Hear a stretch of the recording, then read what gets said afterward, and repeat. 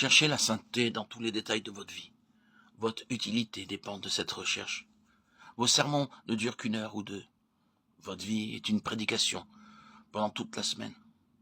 Si Satan peut obtenir qu'un ministre de la parole aime la louange, le plaisir, la gourmandise, il a réussi à ruiner son ministère.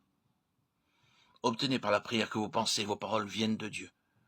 Luther priait 3 heures chaque jour. Robert Murray McCheyne. Par-dessus tout, il excellait dans la prière. La profondeur et la force de son esprit, la solennité et la révérence de ses paroles et de sa conduite, la puissance et la sobriété de ses propos ont souvent frappé d'admiration les étrangers. Ses prières étaient vivantes, pleines de respect, et elles étaient un vrai témoignage. Il vivait plus dans la communion de Dieu qu'aucun autre homme, car ceux qui le connaissaient le plus savent qu'on ne pouvait s'approcher de lui qu'avec crainte et vénération. Écrit de William Payne, parlant de George Fox. Pendant ma maladie, j'examinais attentivement ma vie par rapport à l'éternité.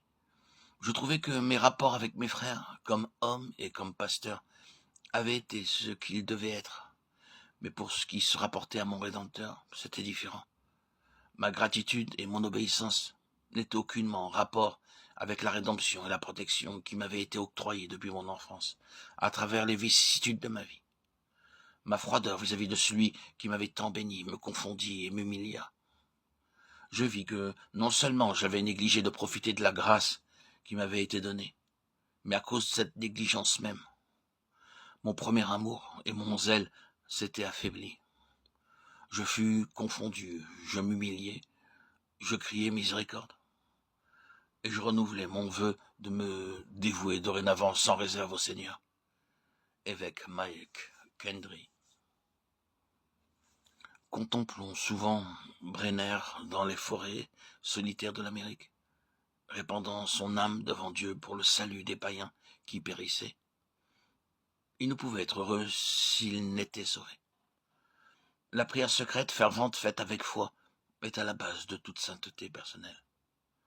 La connaissance du langage du pays où le missionnaire travaille, un caractère doux et aimable, un cœur donné entièrement à Dieu, voilà les moyens qui, plus que la science ou tout autre don, nous permettront d'être ouvriers avec Dieu pour le grand œuvre de la rédemption de l'humanité. Carré.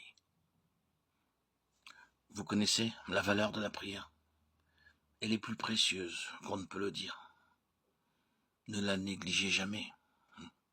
Jamais. Sir Thomas Buxton. La prière est la première, la seconde et la troisième chose indispensable à un prédicateur. Prie donc, mon cher frère, prie, prie, prie. Édouard Besson.